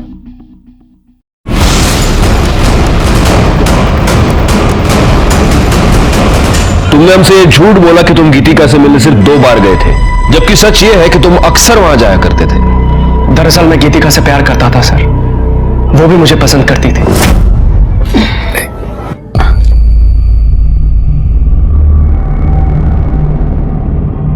थैंक्स। कोई और भी है जो तुम्हारे बारे में सोचता है? एक बार हाँ कह दो, शादी करना चाहता हूँ तुमसे। हम तुमसे पहले भी कहे ये नहीं हो सकता। देखो तुम्हारा पति तुम्हारी क्या हालत करके गया है, मेरा विश्वास करो, धोखा नहीं दूंगा तुम्हें। तुम पर यकीन है पर अपनी किस्मत पर नहीं है, ये नहीं हो सकता। आई हैव नो आइडिया वो मुझे मना क्यों कर रही थी। वो तुम्हारी बात मान नहीं रही थी इसलिए तुमने उसका मर्डर कर दिया। नहीं सर, मैंने ऐसा कुछ भी नहीं किया है। सच ये है कि गीतिका अपनी प्रेगनेंसी के टाइम पर पेशेंट के तौर पर तुम्हारे पास आई, लेकिन तुम्हें बहुत जल्द ये समझ में आ गया कि वो अकेली है। तुम उसके साथ शारीरिक संबंध बनाना चाहते थे और जब उसने मना किया तब तुमने उसका मर्डर कर दिया। सर ऐसा कुछ भी नहीं किया है मैंने। और आप ये जो बोल रहे हैं, क्या सबूत है आपके पास इसका? सबूत तो तुम हमें दोगे। गायकवाड़, इसे ले जाओ और इसे अच्छी तरह से पूछताछ करो और गीतिका के नाखून में जो फ्रेगमेंट्स मिले हैं उससे इसका डीएनए मैच कराओ। ले जाओ इसे। सर मैं आपको बोल रहा हूँ सर मैंने कुछ नहीं किया है। सर मेरी बात सुनिए।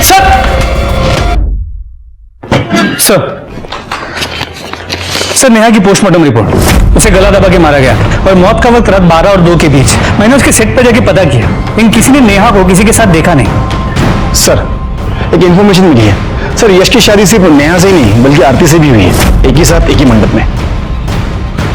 व्हाट? यश की 2 बीवियां हैं? क्या तुम दोनों ये नहीं जानते कि 2 शादियां करना अपराध है? सर नेहा ने जबरदस्ती की थी। अगर तूने मुझसे शादी नहीं की ना, तुझ पे रेप चार्जेस डलवा के तुझे अंदर करवा दूंगी। तो तुम ये कहना चाहती हो कि ओरिजिनली तुम दोनों की शादी होने वाली थी, लेकिन ऐन मौके पर नेहा वहां घुस गई और इसने इसके साथ जबरदस्ती की कि वो उससे शादी कर ले। तो तुम्हें गुस्सा तो बहुत आया होगा। कहीं ऐसा तो नहीं कि इस गुस्से में तुम दोनों ने मिलकर नेहा का मर्डर कर दिया? अरे आप क्या कह रहे हैं सर? मैं नेहा से बहुत प्यार करता था। शादी के बाद तो मैं आरती के पास जाना भी नहीं चाहता था। तो नेहा ही थी जो मुझे बार बार कहती थी कि आरती के पास जाओ। आरती, फिर तुम्हें तो बड़ा गुस्सा आता होगा नेहा पर। नेहा इतनी भी सीधी नहीं थी। ऐसा क्या किया है नेहा ने तुम्हारे साथ कि तुम्हारी आंखों में उसके लिए इतना गुस्सा है? देखो आरती, सच को छुपाने की चाहे जितनी भी कोशिश करो, एक ना एक दिन वो पर्द के नीचे से बाहर आ ही जाता है। सर, नेहा की कॉल रिकॉर्ड्स और लोकेशन डिटेल्स, जहां उसकी बॉडी मिली थी उससे आधे किलोमीटर दूर उसका फोन स्विच ऑफ हुआ था और उसे आखिरी कॉल किसी लैंडलाइन नंबर से आया था, जो कि एक पीसीओ का नंबर है। तो ये हो सकता है कि किसी ने नेहा को फोन करके बुलाया हो। कर ले सर। जहां पर हमें नेहा की लाश मिली थी उसके आसपास का एरिया दोबारा एक बार चेक करो, हो सकता है वहां उसका मोबाइल मिल जाए। सर मुझे ऐसा लग रहा है कि ये सब कुछ यश ने किया हो सकता है उसका नेहा का झगड़ा हो गया हो और उसने गुस्से में आके नेहा को मार दिया। एक मिनट बैकवर्ड। नेहा के कॉल रिकॉर्ड्स के अकॉर्डिंग वो सिद्धार्थ के टच में थी और उसकी मोबाइल लोकेशन ये दिखा रही है कि जब गीतिका का मर्डर हुआ था उस रात भी नेहा उसी एरिया में मौजूद थी। सिद्धार्थ और नेहा, इन दोनों के बीच कोई कनेक्शन है? नेहा और गीतिका दोनों के पिछले 1 साल के कॉल रिकॉर्ड से करवाए। सर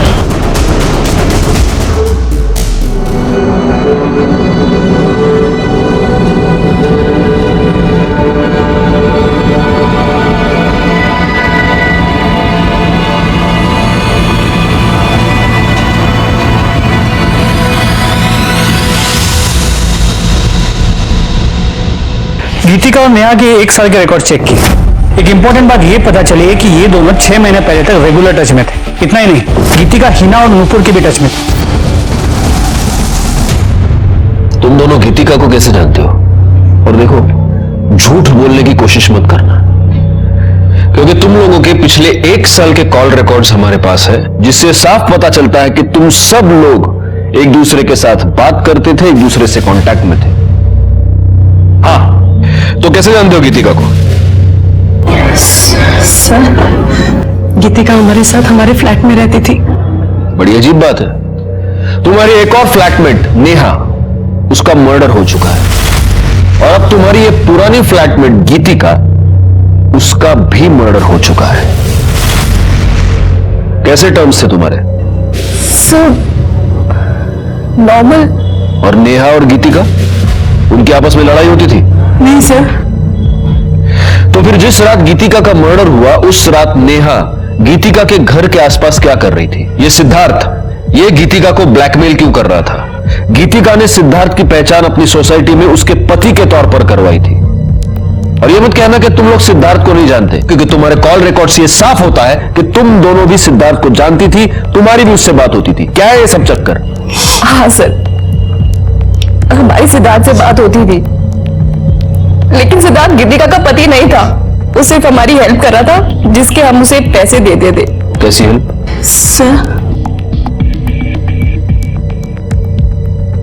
सर, हम लेस्बियंस हैं। पहले मैं और नेहा पार्टनर्स थे और बाद में फिर हिना ने हमें ज्वाइन किया। सर, गीतिका तो बहुत बाद में आई थी हमारे साथ रहने और बहुत सीधी थी वो, और मैंने देखा कि नेहा गीतिका को पसंद करने लगी थी। सर, मैंने नेहा को समझाया भी था गीतिका स्ट्रेट है, लेकिन वो नहीं मानी। और पहले नेहा गीतिका पे हिट करती थी और फिर उसने उसका रेप कर दिया। और सर, रेप करते करते उसका वीडियो भी बनाया। फिर बाद में उसको ब्लैकमेल करा करती थी और बार बार रेप करती थी। और ये सिद्धार्थ ये कहां से आ गया? इसका क्या चक्कर है? हमारी फैमिली हमारे पर शादी का प्रेशर डाल रही थी, तो हम जब भी घर जाते तो सिद्धांत को घर लेके जाते थे। घर पे ये बताते थे कि वो हमारा बॉयफ्रेंड है, और सर जिसके उसको पैसे मिलते थे, और फिर वही हमें ब्लैकमेल करने लगा कि वो हमारे साथ सेक्स करना चाहता है। और फिर नेहा ने सिद्धार्थ को गीतिका दे दी। और फिर वो उसको ब्लैकमेल करने लगा और उसको रेप करने लगा। किस तरह की लड़कियां हो तुम लोग? सच में मैंने कुछ नहीं किया, वो सब नेहा करती थी। तो जिस रात गीतिका का मर्डर हुआ, नेहा उसके घर के आसपास क्या कर रही थी? सिद्धार्थ गीतिका को किस बात पर ब्लैकमेल कर रहा था? सर, हमें वो सब नहीं पता, बस हमें ये पता है कि गीतिका सिद्धार्थ के साथ प्रेग्नेंट हो गई थी और ये बात जब नेहा को पता लगी तो नेहा ने गीतिका को बहुत फोर्स किया कि वो अबॉर्शन करा ले और उसको धमकियां भी देती थी कि वो वीडियो वायरल कर देगी। लेकिन सर, गीतिका इस बच्चे को नहीं मारना चाहती थी और हमारा पूरा ग्रुप टूट गया। फिर नेहा ने यश से शादी की और हमें यहाँ बुलाया। सर, हमें आगे नहीं पता। मैडम, घेऊन जाना, जाइए।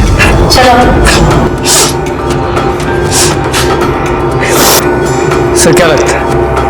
अभी तो ये सब कुछ नेहा पर डाल रही है और नेहा अपनी सफाई देने के लिए आ नहीं सकती। एक काम करो गायकवाड़, गीतिका के नाखून में जो स्किन के फ्रैगमेंट्स मिले हैं उससे नेहा का डीएनए मैच करके देखो। उससे कम से कम ये तो साफ हो जाएगा कि गीतिका का मर्डर नेहा ने किया है या नहीं। सर, जहाँ पर नेहा का फोन बंद हुआ था वहाँ के झाड़ियों के अंदर कीचड़ में मोबाइल मिला है, ये अभी बंद है, ये शायद नेहा का हो सकता है। एक काम करो, इस फोन को चार्जिंग पे लगा दो, देखो शुरू होता है क्या। सर आणि करडे ते बुटाला गाण लागले, साफ करा।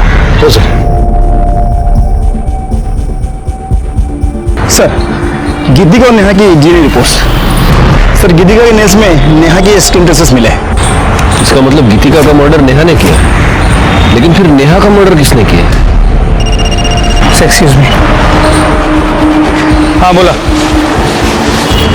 क्या काम पर? सर मैंने कुछ नहीं किया सर। तूने कुछ नहीं किया? तो जिस रात गीतिका का मर्डर हुआ उस रात तेरी मोबाइल लोकेशन उसके घर के पास कैसे दी? हाँ सर मैं वहां गया था सर, लेकिन सर मेरे पहुंचने से पहले गीतिका बन चुकी थी सर। गीतिका को ब्लैकमेल क्यों कर रहा था? सर वो गीतिका ने मुझसे कहा था कि मैं कुछ दिन तक उसका पति बन के रहूं तो वो मुझे 5 लाख रुपए देगी। सर बाद में उसने कहा कि उसके पास पैसे नहीं है सर। तो तूने गीतिका से पैसे लिए और उसका मर्डर कर दिया? मैं तो बस अपने पैसे लेने के लिए वहां पे गया था सर। जैसे ही मैं वहां पहुंचा फिर मैं डर गया था सर, मैं वहां से भाग गया। सर मुझे नहीं पता सर कि गीतिका को किसने मारा सर। गीतिका को नेहा ने मारा, या मैं यूं कहूं कि तूने और नेहा ने मिलकर मारा। सर गीतिका के मर्डर में मेरा कोई लेना देना नहीं है सर। तो तू नेहा से कॉन्स्टेंटली टच में क्यों था? जिस रात गीतिका का मर्डर हुआ उस रात भी तुमने नेहा से बात की? सर वो मुझे लगा कि गीतिका मुझे पैसे नहीं देगी, तो मैंने नेहा को ब्लैकमेल करना शुरू कर दिया कि गीतिका के बदले वो मुझे पैसे दे दे, नहीं तो उसके बारे में मैं सबको बता दूंगा। तो तूने गीतिका को नहीं मारा? नहीं सर। और नेहा? तूने नेहा को ब्लैकमेल करना शुरू कर दिया, नेहा ने तुझे पैसे नहीं दिया और इसलिए तूने नेहा का मर्डर कर दिया। सर मुझे पता भी नहीं है कि नेहा मर चुकी है सर। हाँ, नेहा मर चुकी है और तूने उसे मारा है, लेकिन तू ऐसे नहीं बताएगा। करडे राणे, जब तक मुंह ना खोले धोते रहो इसे। सर नेहा के फोन का डेटा रिकवर हो गया, उसमें यश और आरती के सुहागरात की वीडियो है और नेहा ने जो आरती का रेप किया था वो वीडियो भी है।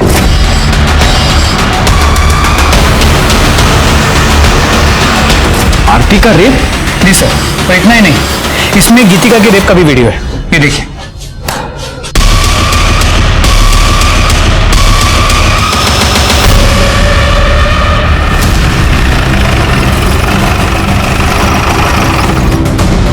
तो आरती, नेहा ने तुम्हारा रेप किया और इसलिए तुमने नेहा का मर्डर कर दिया? नहीं सर, मैंने ऐसा कुछ भी नहीं किया। और तुम दोनों से तो किसी भी तरह के सच की उम्मीद करना ही बेकार है, क्योंकि तुम दोनों तो झूठ ही बोलोगे। सर, हमने आपसे कौन सा झूठ बोला? तुमने ये झूठ बोला कि गीतिका का रेप सिर्फ नेहा ने किया था, जबकि सच ये है कि गीतिका का रेप तुम तीनों ने मिलकर किया था। राणे,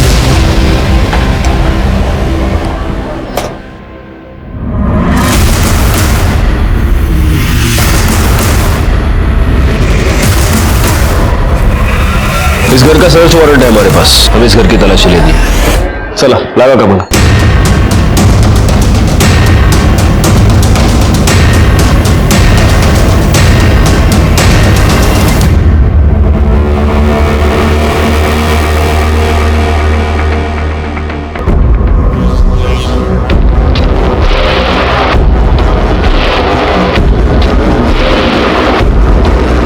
ये सैंडल किसका है?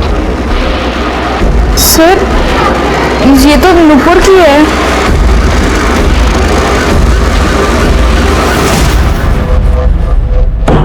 ये फॉरेंसिक रिपोर्ट, इससे साफ होता है कि तुम्हारे सैंडल पर जो मिट्टी पाई गई वो उसी एरिया की थी जहां पर हमें नेहा की लाश मिली। बैकवर्ड।